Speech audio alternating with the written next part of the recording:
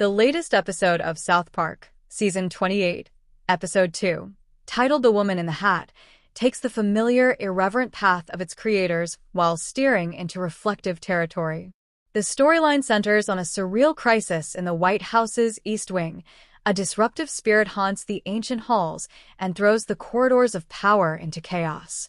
Simultaneously, protagonist Stan Marsh grows increasingly frustrated with his hometown and, in a meta-move, begins to question the show itself.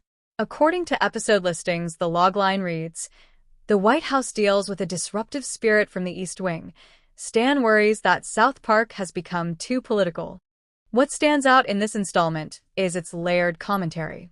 On one level, there's the typical absurd plot mechanics, supernatural hauntings, high-stakes political maneuvering, the usual blend of satire and shock. But there's also a self-aware edge. Stan's complaint that South Park sucks now, and it's because of all this political as reported, signals the show's recognition of its own shift in tone. The episode therefore sits at the crossroads of direct satire and internal critique, asking whether the program has lost balance by leaning too heavily into the political. Thematically, the episode explores several motifs. First, the supernatural political hybrid, a haunted White House, rebuilding and renovation tying into power and image. According to one article, the episode teases the demolition of the East Wing and a ghostly First Lady wearing the eponymous hat.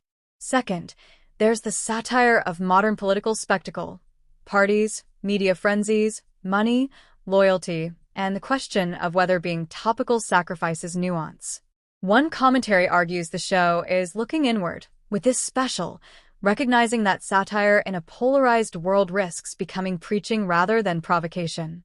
On the execution side, fans and reviewers appear divided, or at least cautiously observant. The show remains sharp and visually bold, but some longtime viewers may feel the self-critique undercuts the fun of the ride. The episode's horror-inflected aesthetic and its real-time referencing of contemporary scandals aim for freshness, yet risk alienating those who preferred the earlier, more absurdist style. For example, one reviewer notes the show's earlier seasons were characterized by absurdist humor and a willingness to offend equally across the ideological spectrum, suggesting that this season's heavier political focus may feel less balanced.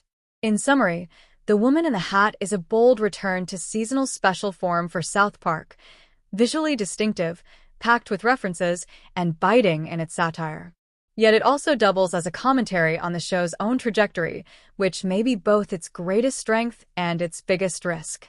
If you're a viewer who relishes social critique wrapped in animated chaos, this episode delivers. If you preferred South Park when it felt more purely anarchic and less grounded in editorial commentary, you might find this one a self-conscious pivot.